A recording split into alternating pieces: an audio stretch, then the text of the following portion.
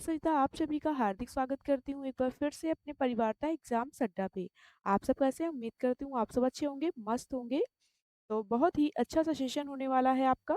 तो चलिए सेशन की शुरुआत करें बहुत ही बढ़िया शानदार प्रश्नों के साथ। चलिए शुरू करते हैं आज की शानदार क्लास को। तो पहला प्रश्न है आज का, निम्नलिखित में से कौन सा नृत्य राधा और कृष्ण की रासलीला वस्तु विषय वस्तु पर आधारित है? Option A Mohiniyattam, option B हो जाएगा सत्रिया नृत्य, option C Kathak, option D Manipuri नृत्य। तो आपको इन चार ऑप्शन में से राइट आंसर बताना है। तो आइए देख लेते हैं भारत के शास्त्रीय नृत्य के बारे में। भरतनाट्यम किससे संबंधित है? तो ये संबंधित है तमिलनाडु से, और मणिपुरी तो ये मणिपुर से संबंधित है, और कथक जो कि उत्तर प्रदेश संबंधित है, और उड़ीसी से संबंधित है, और कथकली की बात करते हैं तो केरल राज्य से संबंधित है। मोहिनीअट्टम तो ये केरल से संबंधित है, और कुचिपुड़ी आंध्र प्रदेश से, और सत्रिया असम से। तो चलिए देख लेते हैं कौन सा नृत्य राधा और कृष्ण की रासलीला वस्तु पर आधारित है। तो ये हो जाएगा ऑप्शन डी मणिपुरी नृत्य। ऑप्शन डी राइट आंसर हो जाएगा। अगला प्रश्न है, निम्नलिखित में से किसने भारत छोड़ो आंदोलन के दौरान करो या मरो का नारा दिया है था? Option A Abdul Kalam Azad, option B Subhash Chandra Bose, option C Jawaharlal Nehru, option D Mahatma Gandhi. तो आपको इन चार ऑप्शन में से राइट आंसर बताना है। तो आइए देख लेते हैं कुछ इंपॉर्टेंट पॉइंट। प्रसिद्ध भारतीय नेताओं के प्रमुख नारे, जैसे कि जवाहरलाल नेहरू जी का था आराम हराम है, और भगत सिंह का इंकलाब जिंदाबाद। तो आइए इस तरीके से देखते हैं, करो या मरो का नारा दिया था तो किसने दिया था? तो ये दिया था महात्मा गांधी जी ने। ऑप्शन डी राइट आंसर हो जाएगा। नेक्स्ट, निम्नलिखित में से कौन सा महमूद गजनवी का पंजाब के बाहर अंतिम आक्रमण था? Option A Somnath, option B हो जाएगा Kalinjar, option C Mathura, option D Kannauj. तो आपको इन चार विकल्प में से राइट आंसर बताना है। तो आइए देख लेते हैं सोमनाथ मंदिर के बारे में कुछ इंपॉर्टेंट पॉइंट। सोमनाथ मंदिर 1025 ईस्वी पर आक्रमण किया। भारत पर सबसे पहले 1001 ईस्वी में महमूद गजनवी ने आक्रमण किया था, और उसने राजा जयपाल की सेना को हराया था। तो आइए देख लेते हैं मोहम्मद गजनवी का पंजाब के बाहर अंतिम आक्रमण था। तो ये था सोमनाथ मंदिर पे। ऑप्शन ए राइट आंसर हो जाएगा। अगला प्रश्न है, पुरुष क्रिकेट विश्व कप किस वर्ष इंग्लैंड में खेला गया था? Option A 1985, option B 1975, option D C हो जाएगा 1970, ऑप्शन डी 1980। तो आपको इन चार ऑप्शन में से राइट आंसर बताना है। पुरुष क्रिकेट विश्व कप किस वर्ष इंग्लैंड में खेला गया था? तो आइए देख लेते हैं इसके बारे में कुछ पॉइंट। पहला, क्रिकेट विश्व कप 1975 में इंग्लैंड में आयोजित किया गया था। इसे वेस्ट इंडीज ने जीता था। तो आइए देख लेते हैं क्रिकेट विश्व कप किस वर्ष इंग्लैंड में खेला गया था? तो ये खेला गया था 1975 में। ऑप्शन बी राइट आंसर हो जाएगा। अगला प्रश्न है, प्रसिद्ध संगीतकार तानसेन प्रायः किस शासक के दरबार में गया करते थे? Option A Akbar, option B Firoz Shah Tughlaq, option C Sher Shah Suri, option D Alauddin Khilji. तो आपको इन चार विकल्प में से राइट आंसर बताना है। तो आइए देख लेते हैं अकबर के बारे में कुछ इंपॉर्टेंट पॉइंट। अकबर 1556 से 1605 ईस्वी तीसरा मुगल सम्राट था। उसने भारत पर शासन किया, और तानसेन का जन्म भारत के ग्वालियर के पास बेहट में एक हिंदू गौड़ ब्राह्मण परिवार में हुआ था। तो आइए देख लेते हैं तानसेन प्रायः किस शासक के दरबार में करते थे। तो चलिए देख लेते हैं राइट आंसर हो जाएगा। तो ये हो जाएगा ऑप्शन ए अकबर।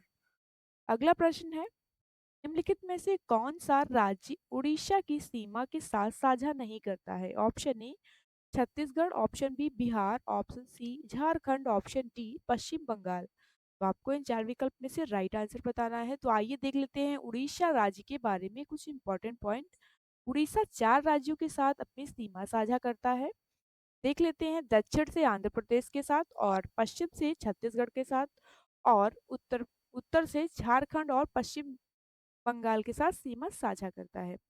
तो आइए देख लेते हैं उड़ीसा की सीमा के साथ साझा नहीं करता है तो कौन सा राज्य हो जाएगा? तो ये हो जाएगा Bihar. Option B right answer हो जाएगा। अगला प्रश्न है, दक्षिण भारत में स्थित बांध की पहचान करें। ऑप्शन ए गंगा गांधी सागर बांध ऑप्शन बी हो जाएगा, मिट्टूर बांध ऑप्शन सी, तिलैया बांध ऑप्शन डी, रिहंद बांध।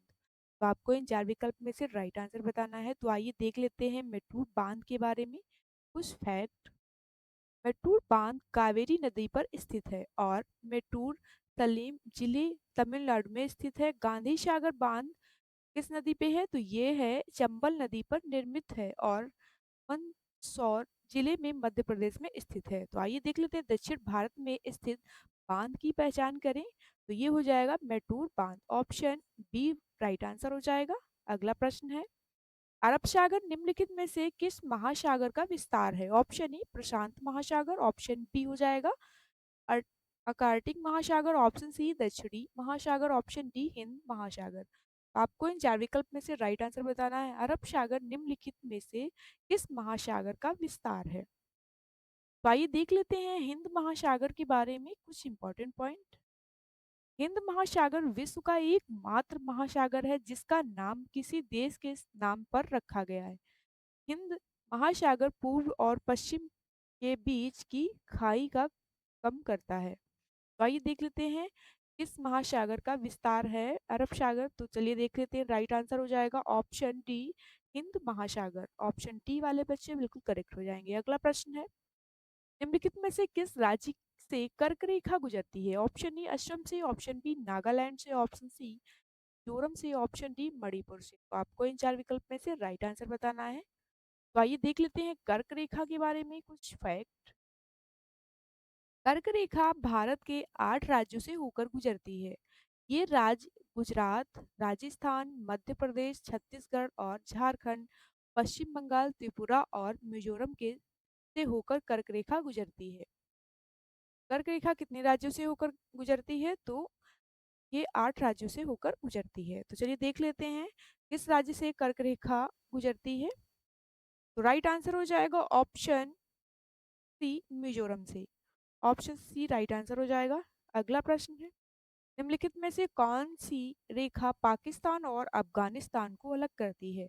ऑप्शन ए मैकमोहन रेखा, ऑप्शन बी रेड क्लिफ रेखा, ऑप्शन सी इनमें से कोई नहीं, ऑप्शन डी डुरंड रेखा। तो आपको इन चार ऑप्शन में से राइट आंसर बताना है कौन सी रेखा पाकिस्तान और अफगानिस्तान को अलग करती है। तो आइए देख लेते हैं डुरंड रेखा के बारे में। डुरंड रेखा भारत और अफगानिस्तान के बीच 2250 किलोमीटर लंबी सीमा बनाती है। तो पाकिस्तान और अफगानिस्तान को अलग करती है। तो ये हो जाएगी डुरंड रेखा। ऑप्शन डी राइट आंसर हो जाएगा। अगला प्रश्न है, 1929 में भारतीय राष्ट्रीय कांग्रेस ने अध्यक्षता में पूर्ण स्वतंत्रता की मांग की। Option A Dadabhai Naoroji, option B Mahatma Gandhi, option C Jawaharlal Nehru, option D हो जाएगा चित्तरंजन दास। तो आपको इन चार विकल्प में से राइट आंसर बताना है। तो चलिए देख लेते हैं भारतीय राष्ट्रीय कांग्रेस के बारे में कुछ फैक्ट। भारतीय राष्ट्रीय कांग्रेस ने 19 दिसंबर 1929 को अपने लाहौर अधिवेशन में जवाहरलाल नेहरू की अध्यक्षता में ऐतिहासिक पूर्ण स्वराज पूर्ण स्वतंत्रता प्रस्ताव पारित किया। तो आइए देख लेते हैं, राइट आंसर हो जाएगा ऑप्शन सी जवाहरलाल नेहरू। 1929 में भारतीय राष्ट्रीय कांग्रेस ने जवाहरलाल नेहरू की अध्यक्षता में पूर्ण स्वतंत्रता की मांग की। ऑप्शन सी राइट आंसर हो जाएगा। अगला प्रश्न है, अमीनो अम्ल का अक्षर निर्माण खंड के रूप में जाना जाता है। ऑप्शन ए चीनी, ऑप्शन बी वसा, option C carbohydrate, option D हो जाएगा प्रोटीन। तो आपको इन चार ऑप्शन में से राइट आंसर बताना है। तो आइए देख लेते हैं कुछ फैक्ट अमीनो अम्ल के बारे में।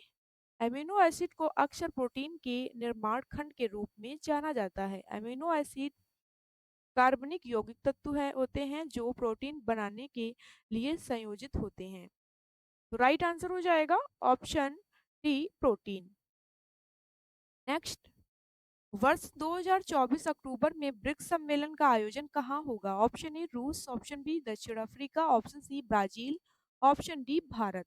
तो आपको इन चार विकल्प में से राइट आंसर बताना है। तो आइए देख लेते हैं ब्रिक्स में नए शामिल देश के देखते हैं। तो जैसे कि हो जाएगा मिस्र, इथोपिया, ईरान, सऊदी अरब और संयुक्त अरब अमीरात। तो ब्रिक्स सम्मेलन का आयोजन कहाँ होगा? तो ये होगा रूस में। ऑप्शन ए राइट आंसर हो जाएगा।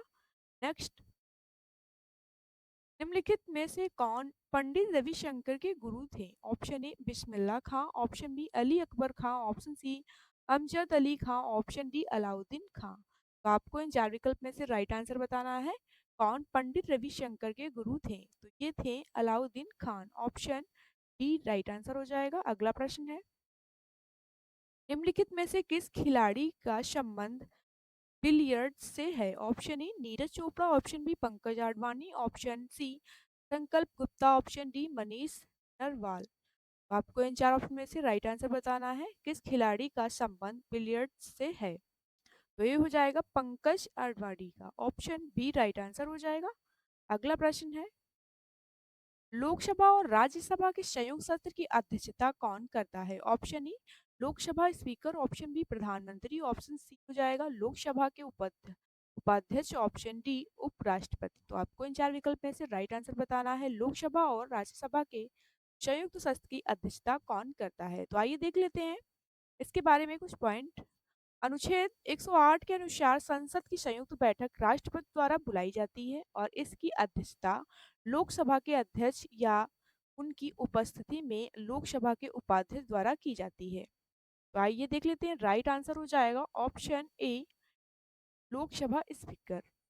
अगला प्रश्न है, प्रतिवर्ष पृथ्वी दिवस कब मनाया जाता है? ऑप्शन ए हो जाएगा 20 अप्रैल, ऑप्शन बी 22 अप्रैल, ऑप्शन सी 21 अप्रैल, ऑप्शन डी 23 अप्रैल। तो आपको इन चार विकल्प में से राइट आंसर बताना है। प्रतिवर्ष पृथ्वी दिवस कब मनाया जाता है? तो आइए देख लेते हैं, ये मनाया जाता है 22 अप्रैल को। ऑप्शन बी राइट आंसर हो जाएगा। तो चलिए देख लेते हैं इसकी थीम। हर वर्ष की थीम जैसे कि ग्रह बचाने का प्रयास। नेक्स्ट, जवाहरलाल नेहरू मणिपुर नृत्य अकादमी निम्नलिखित में से किस शहर में स्थित है? Option A Guwahati, option B Bengaluru, option C Manipur, option D Imphal. तो आपको इन चार विकल्प में से राइट आंसर बताना है। तो आइए देख लेते हैं इसके बारे में कुछ इंपॉर्टेंट फैक्ट। जवाहरलाल नेहरू मणिपुर नृत्य अकादमी इम्फाल में स्थित है और जवाहरलाल नेहरू मणिपुर नृत्य अकादमी संगीत नाटक अकादमी नई दिल्ली की एक प्रमुख शाखा है। तो आइए देख लेते हैं निम्नलिखित में से किस शहर में स्थित है? तो ये स्थित है इम्फाल में। ऑप्शन डी राइट आंसर हो जाएगा। अगला प्रश्न है, टीपू सुल्तान में मैसूर शासक बना। ऑप्शन ए हो जाएगा 1765, ऑप्शन बी 1775, ऑप्शन सी हो जाएगा 1782, ऑप्शन डी 1761। तो आपको इन चार विकल्प में से राइट आंसर बताना है। टीपू सुल्तान में मैसूर का शासक बना, तो ये बना था 1782 में। ऑप्शन सी राइट आंसर हो जाएगा। टीपू सुल्तान 1782 में मैसूर का शासक बना। तो आइए देख लेते हैं इसके बारे में कुछ फैक्ट। 1782 में टीपू सुल्तान मैसूर के शासक बने। उन्होंने अपने पिता हैदर अली के उत्तराधिकारी के रूप में शासन किया। अगला प्रश्न है, भारतीय संविधान में अवशिष्ट शक्तियों का विचार से किस संविधान से लिया गया है? ऑप्शन ए दक्षिण अफ्रीका, ऑप्शन बी हो जाएगा Japan, option C America, option D Canada. तो आपको इन चार विकल्प में से राइट आंसर बताना है। अवशिष्ट शक्तियों का विचार से किस संविधान से लिया गया है? तो ये लिया गया है कनाडा से। ऑप्शन डी राइट आंसर हो जाएगा।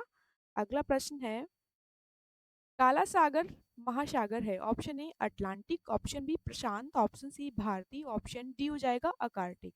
तो आपको इन चार ऑप्शन में से राइट आंसर बताना है। तो आइए देख लेते हैं काला सागर के बारे में कुछ फैक्ट। काला सागर अटलांटिक महासागर में है। इसके अलावा अटलांटिक महासागर में समुद्र है, सरगासो सागर, कैरिबियन सागर, भूमध्य सागर, गिनी की खाड़ी और मैस्को की खाड़ी। तो आइए देख लेते हैं, काला सागर अटलांटिक महासागर है। ऑप्शन ए राइट आंसर हो जाएगा। अगला प्रश्न है, त्वरण के परिवर्तन की दर के बराबर होता है। ऑप्शन ए गति, ऑप्शन बी विस्थापन, ऑप्शन डी हो जाएगा स्थिति, ऑप्शन डी वेग। तो आपको इन चार ऑप्शन में से राइट आंसर बताना है। तो आइए देख लेते हैं, त्वरण वेग के परिवर्तन की दर के बराबर होता है। ऑप्शन डी राइट आंसर हो जाएगा। अगला प्रश्न है, महात्मा गांधी ने अहमदाबाद में मिल मजदूरों की सफल हड़ताल का नेतृत्व किस वर्ष किया था? Option A 1917, option B 1916, option D D हो जाएगा 1918, ऑप्शन डी 1919। तो आपको इन चार ऑप्शन में से राइट आंसर बताना है। अहमदाबाद में मिल मजदूरों की सफल हड़ताल का नेतृत्व किस वर्ष किया गया था? तो आइए देख लेते हैं इसके बारे में कुछ इंपॉर्टेंट पॉइंट। महात्मा गांधी ने 1918 में अहमदाबाद में मील मजदूर का नेतृत्व किया और ये उन मील मजदूरों की वेतन वृद्धि की मांग को लेकर किया गया था। राइट आंसर हो जाएगा ऑप्शन सी 1918 में। ऑप्शन सी राइट आंसर हो जाएगा। अगला प्रश्न है, भारतीय संविधान का कौन सा अनुच्छेद विशेष न्यायाधीशों की नियुक्ति से संबंधित है? Option A article 126, option B article 128, option C हो जाएगा आर्टिकल 127, ऑप्शन डी आर्टिकल 125। आपको इन चार ऑप्शन में से राइट आंसर बताना है। कौन सा अनुच्छेद विशेष न्यायाधीशों की नियुक्ति से संबंधित है? ये संबंधित है अनुच्छेद 127, ऑप्शन सी राइट आंसर हो जाएगा। अगला प्रश्न है, काली टाइगर रिजर्व निम्नलिखित में से किस राज्य से संबंधित है? ऑप्शन ए अरुणाचल प्रदेश से, ऑप्शन बी तेलंगाना से, ऑप्शन सी कर्नाटक से, ऑप्शन डी असम से। तो आपको इन चार ऑप्शन में से राइट आंसर बताना है। तो आइए देख लेते हैं काली टाइगर रिजर्व के बारे में इंपॉर्टेंट पॉइंट्स। काली टाइगर रिजर्व कर्नाटक में उत्तर कन्नड़ जिले में एक संरक्षित क्षेत्र और बाघ अभ्यारण्य है। तो आइए देख लेते हैं निम्नलिखित में से किस राज्य से संबंधित है। तो ये संबंधित है कर्नाटक राज्य से। ऑप्शन सी वाले बच्चे बिल्कुल करेक्ट हो जाएंगे। नेक्स्ट, तो आज का सेशन हमारा यहीं तक था। अगर आप लोगों को ये सेशन पसंद आया हो तो लाइक शेयर और चैनल को सब्सक्राइब करें। जय हिंद, जय भारत। फिर मिलते हैं अगली क्लास में।